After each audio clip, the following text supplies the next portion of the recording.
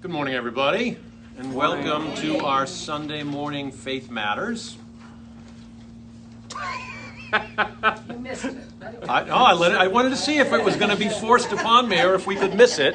We are going to miss it, which is a good thing. We're kind of working through this. If you're new to us, what we do at Faith Matters is we look at the day's gospel, and the sermon that you hear at 8 or at 10 is sort of a monologue. We talk, you listen. The class is designed to be a dialogue where we all share our experiences and our thoughts and sometimes our questions and even puzzlements about the gospel message. So, with that backdrop, let's take a look at Mark's gospel for the day. King Herod heard of Jesus and his disciples, for Jesus' name had become known.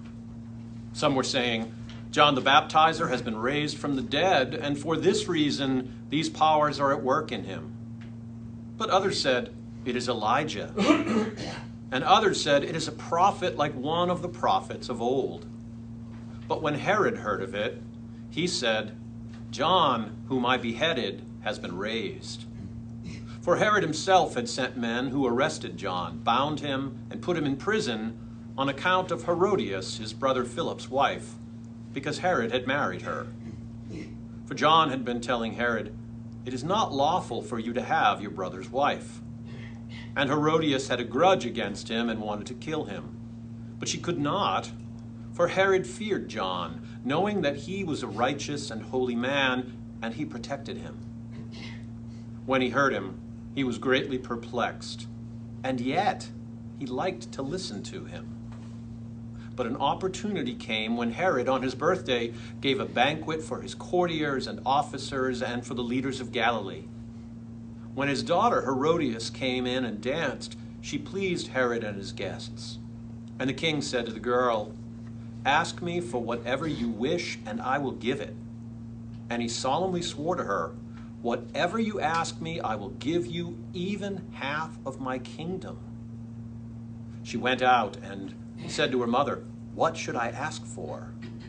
She replied, the head of John the Baptizer. Immediately she rushed back to the king and requested, I want you to give me at once the head of John the Baptizer on a platter. The king was deeply grieved, yet out of regard for his oaths and for the guests, he did not want to refuse her. Immediately the king sent a soldier of the guard with orders to bring John's head. He went and beheaded him in the prison and brought his head on a platter and gave it to the girl. Then the girl gave it to her mother. When his disciples heard about it, they came and took his body and laid it in a tomb.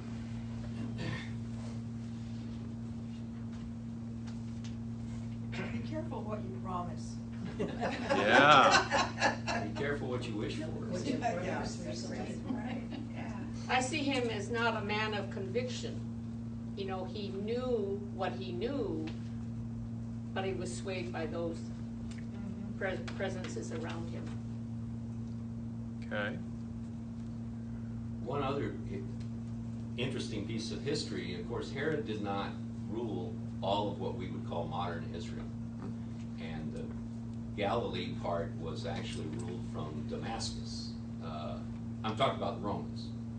And so the officials from Galilee were like from a different kingdom, if you will, visiting with Herod. So maybe that was his motivation. Aren't there more than one Herod? I can't remember. Yes, there are. Yeah. Like, this is not the Holy Innocents Herod. Is that correct or incorrect? This I'm is thinking- his son. Yes. And the monster was Dad, not the Herod of whom you just Correct. gave us narrative. Yeah. Probably both monsters in our lexicon. In our lexicon, I would think that is probably correct. Dad, the bigger monster, though. Yeah, yeah. Because, I heard something kind of new today. It almost seems like a little bit of wishful thinking when he goes, this must be John has come back from the dead. Well, that's already kind of interesting that he thinks a resurrection's possible. But almost kind of wishful thinking, because it says later in the text, although he had him arrested to kind of keep his wife happy, he was robbing Peter to pay Paul. he actually thought John was super interesting and he liked to talk to him. And he had him killed. He must have felt regret. And so a little bit like, that'd be kind of good if he did come back. Might be I've heard this story too many times and my brain is looking for new meaning where it doesn't exist.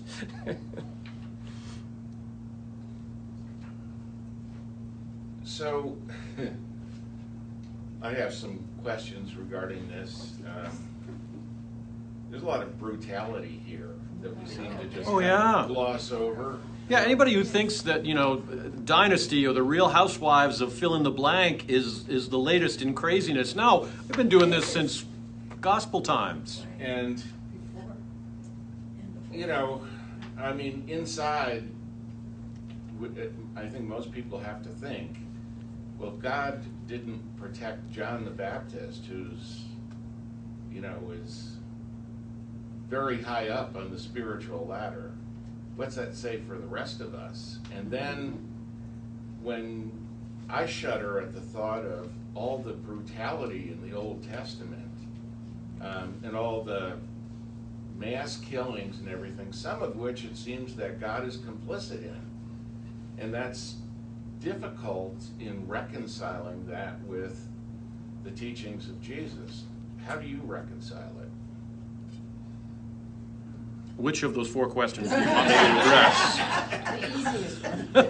What if you hit them all? 13. Okay, moving on. First of all, let's talk about the brutality in the Old Testament. Okay, it's clearly there, but this is the New Testament. And so there's brutality is and has been a part of life and continues to be a part of life. And as much as we would love to eradicate it by snapping our fingers, it is very unlikely that we're going to do that, isn't it? Yes. And it's going on as we speak. It comes down to, there's a term called theodicy, which is essentially the defense of God, in that how could a loving God allow bad things to happen? And so theodicy is a way of looking at that and reconciling that.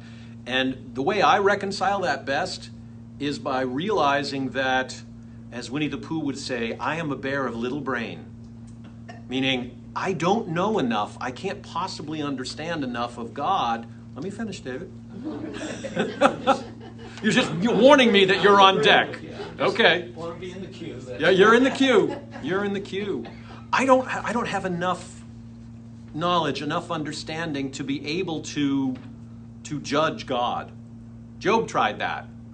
It didn't work out so well for Job. It was only when Job was actually able to move beyond the idea of, God, I'm going to call you to account and you have to defend yourself.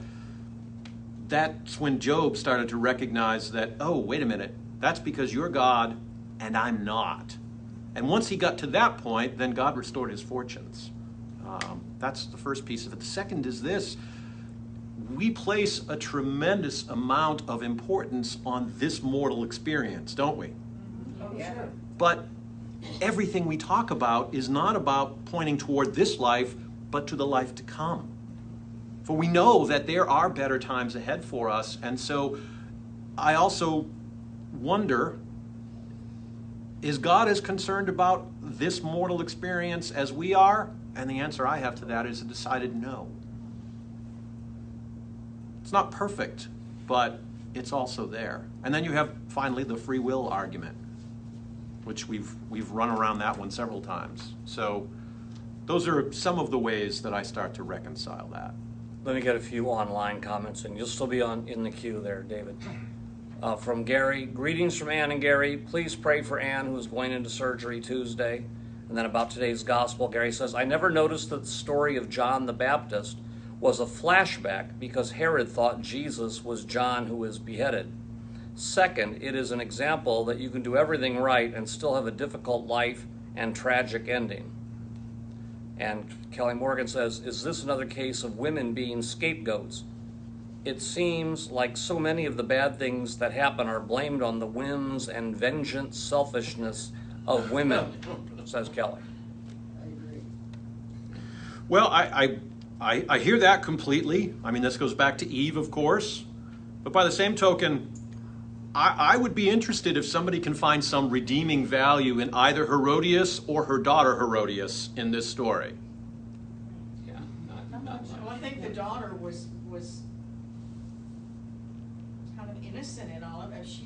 I don't think she knew, maybe, she didn't know what to ask for, so she asked her mother. It wasn't her her mother was idea. the one that had the issue, not the Right. daughter. So she's kind of an innocent in all of this. Except that, is it not just a touch bloodthirsty to say, oh good, bring me that head on a platter immediately?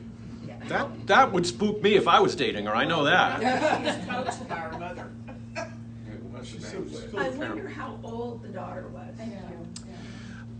That would Best make a difference. understanding is probably early teens, like 12, 13, somewhere around there. And it gets even funkier, and I know you're up next. Don't worry about it. She went out to dance for the guests, and she pleased the guests. It was not normal for women to dance that way, especially for a young girl just coming of age. There's a high degree of ick factor in this story. And Herod was so pleased that his daughter was dancing this way, and all these men were thrilled by it. I can only imagine that being a Las Vegan, we're all accustomed to the phrase that alcohol may have been a contributing factor. Certainly possible. Certainly seems that way. David. Just to pick up on your free will point, God gives all of us free will, both good people and bad people, and it's up to you to make proper decisions. So a lot of the evil that arises in the world is from other people's free will. Marcus Aurelius thinks of him. He thinks like almost everything material or plants and stuff like that are indifference, and so the only thing that's important in your life is to lead a virtuous life, and that's something that you have control over. You don't have control over all of the indifference. A rock fell on you and killed you, or any of that kind of stuff. That's an indifferent. The only thing that counts is how you lead your life, moment by moment. Mm-hmm.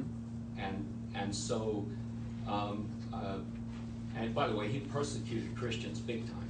But when you look at some of the things he wrote, he basically is arguing exactly what you are, that God's not worried about this life. He's given us free will. We've got to do the right thing. Right. But hey, you may not last long. You may be gone tomorrow. And what we learn in this life, or this prologue, if you will be of benefit to us in the next. And it is about learning. It's about growing. It's about developing. That's why we do this. That's why you don't come to Faith Matters once and never come again.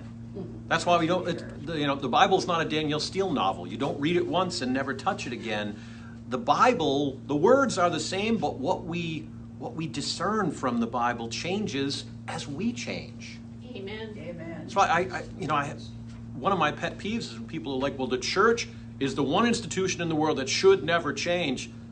Nonsense. That's never been true Because anyway. we change. That's never been true for 1 year of the last. It has never been true, but we get that, we get people bogged down in that, and it's like we are changing constantly, and so our understanding of ourselves, of the world around us, and of God's word to us changes. That's why we do this the way we do it. All right, enough preaching. I'm going to do some more of that later. Carol. Yeah, one of the things that I think I've really learned better as I've come to Faith Matters is that it's not so much the things that happen, it's that I trust God to get me through them, whatever that's going to look like. Mm-hmm. That's what this does for me, is it gives me the tools I need to not get bogged down in life's irritations. and let God give me what I need to get through it. I like it. I don't know if I'm backtracking, but it's kind of a little bit coming on, after what you've just said.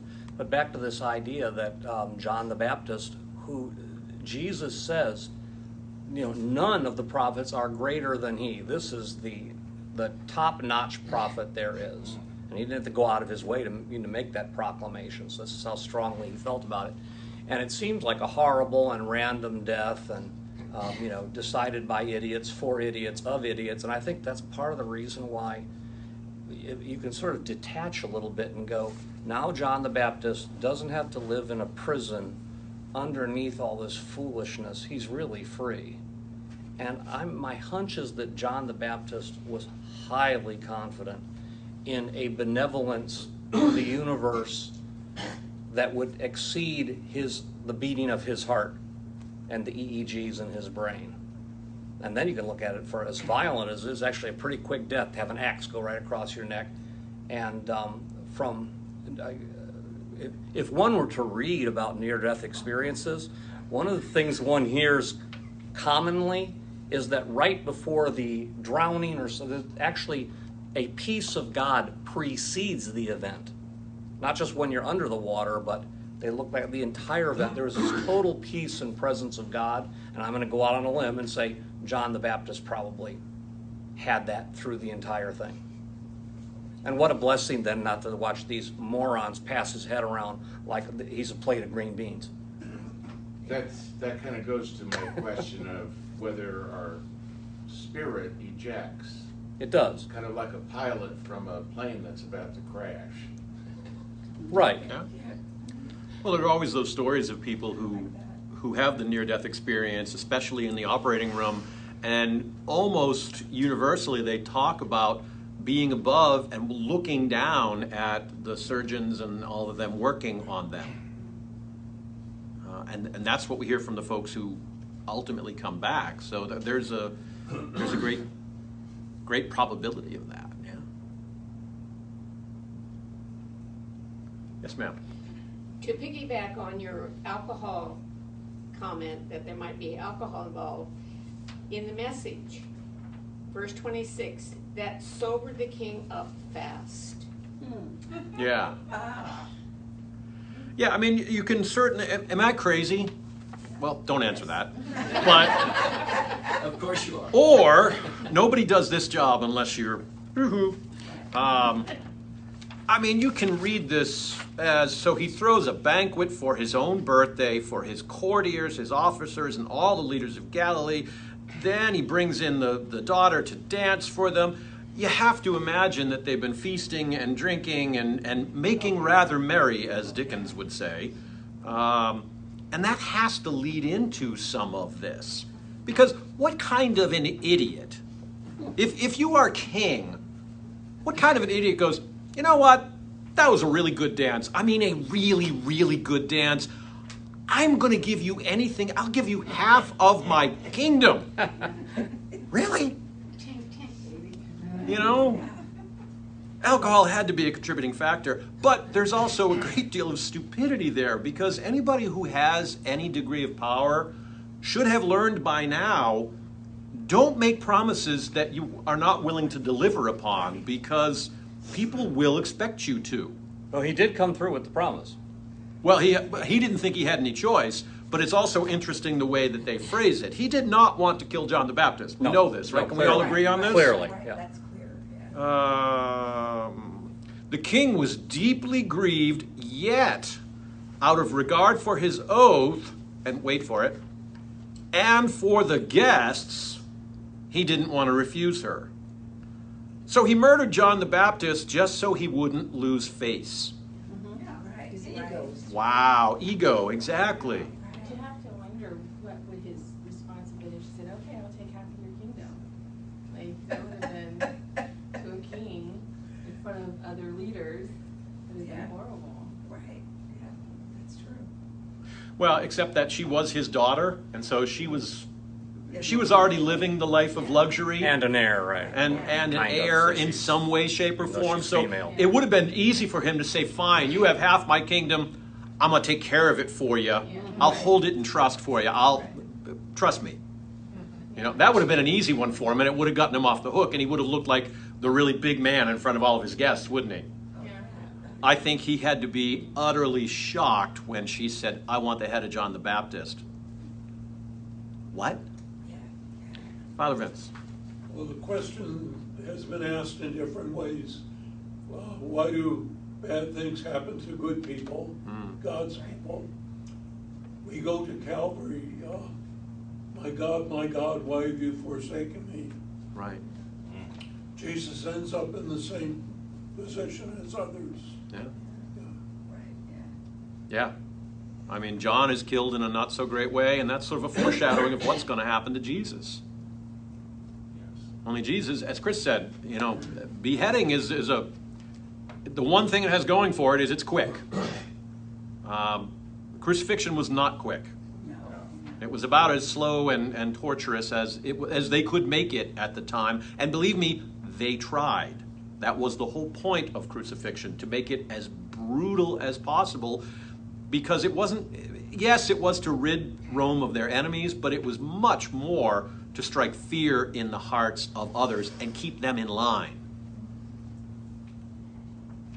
In the slave revolt 200 years before Christ in the Roman Empire, they crucified 6,000 people on the Appian Way.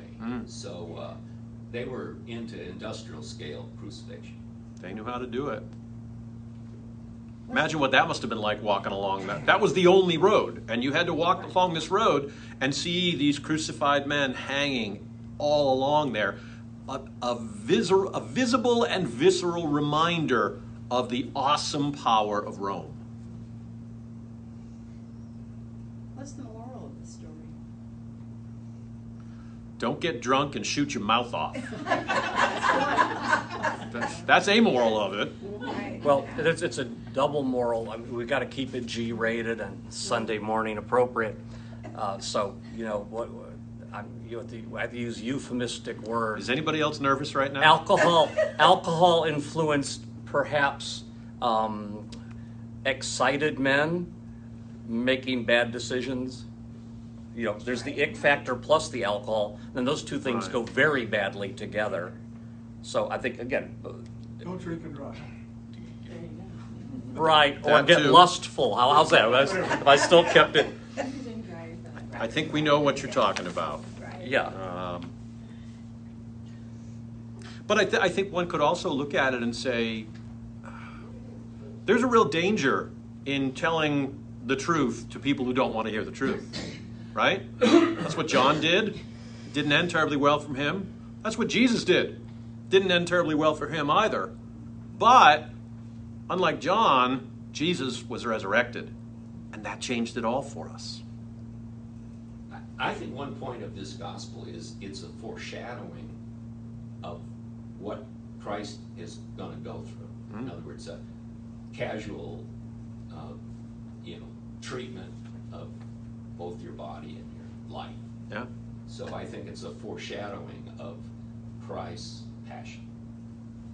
I think it's also a very tangible reminder to the disciples of the risks involved in this ministry that they share. You know, they start out, I have to imagine that if I'm Peter, James, and I'm just, here I am pulling the nets in with my father Zebedee, and life is great, and this cool guy, Jesus, comes, nice flowing locks, crisp white vestment, blonde-haired, blue-eyed. Oh, wait, now that's just that's not really how it worked, was it? But Jesus comes and says, come with me, I'm going to use the old world, I'll make you fishers of men. Don't hate me, ladies. These guys were like, wow, that sounds like a cool gig. I want to go do that. But Jesus spends a lot of time telling them, be careful. Following me is not going to be easy. And if you doubt that, go talk to John's disciples. How'd it work out for them? There are risks. This whole journey of following Christ is fraught with peril, then and now. We're not risking our very physical lives, but, Don't be so sure about that. well, not here in Las Vegas in 2021, but there are places around the world where to be Christian is to risk your very life. Look at our Coptic Christian brothers and sisters in Egypt. Yes. Go to Afghanistan. The Christians in Palestine, the Christian numbers in Palestine have been shrinking dramatically. Yes, ma'am. That's what I was going to mention too. If you're of another faith, your family can ostracize you, whether you're Oh, yeah. Jewish, Muslim, or wherever you live. Right. You know, your family disowns you because you don't believe the way they do. You know, so that's a hard decision. This is my family, I love them, but I believe this way, Right. and have to stand up for, you know, for your conviction. Mm-hmm. Let me do some online comments. I'll just read them straight on through. Kelly Morgan says, what I like most about rivers is you can't step in the same river twice. Laura Cannon says, modern people are not comfortable with martyrdom, but it is a part of church history. And then it goes on to say, the idea of martyrdom as holy that we're not comfortable with. That's a really good Gary- point. Hold on just a second. Okay. Yeah, Laura, you're really onto something. In 21st century America, we look at this as a horrific, horrific thing, and it is, of course, but you don't have to go back all that many centuries to recognize that to be a martyr was almost something to be aspired to. People were revered for their martyrdom. There was a holiness, there was a purity in martyrdom, and John had in fact been martyred. Look at So- the man, though. That was a whole culture. Exactly. Whole culture. And that was 70 years ago, 80 years ago? How long ago was the Second World War? 70 years. 70 years. I Yeah. remember it well. You were a mere 54-year-old man. Right. Sorry, continue. Another one from Kelly Morgan. Seems like he was quite a bit like Mr. Salt in Willy Wonka and the Chocolate Factory. Just saying. I don't get that reference because she's talking about maybe Mr. Salt and Willy Wonka also got stuck between a rock and a hard place on a promise he wished. I think that probably would have been better if we had done it in context. Sorry, Kelly. Um, Jen's not here. We're kind of punting today. Back to Gary Hales. Pedophilia by today's standards was evidently okay at the time. New question, is this the same Herod that dealt with Jesus at the end of Jesus' life? I would say that's a yes. That is indeed correct. And Nicholas Kimmerly, good morning from Chicago. Good morning, Nicholas Kimmerly. Okay, I'm through all the... Okay. We're All right. caught back up. We are caught up and we are almost out of time. Okay. Kelly just weighs in, and the Willy Wonka thing is, if you've seen that movie, the guy she's talking about has absolutely and utterly spoiled his daughter, and she's an unbelievable brat and largely irredeemable. And that probably goes in line with Herod's daughter Herodias. And they do make it difficult because he was married to Herodias, and then they named their daughter Herodias. I don't get it. My father growing up, my father is a junior, or was before my grandfather passed away, and the one thing he said to me is, I would never, ever, ever curse you with being a junior. You don't need to be Little Larry or Larry the Third, or it gets way too confusing. And so my middle name is his first name. That was the way he did that, and I've actually passed that along. My oldest son's middle name is my first name, and so that's just too much about me that you never wanted to know. But Jen's not here to nudge me and make me stop, so... Okay, I'll close with a G-rated joke that I'm going to modify from Chris Rock. Oh, And he talks about... dear God. He says, never make big decisions. This is totally pertinent to the gospel. Never make big decisions after you've been amorous. That's okay to say, just like that. Right. And then he goes on to say, like when after JFK and Marilyn Monroe were amorous, John F. Kennedy said, I'm going to buy a convertible.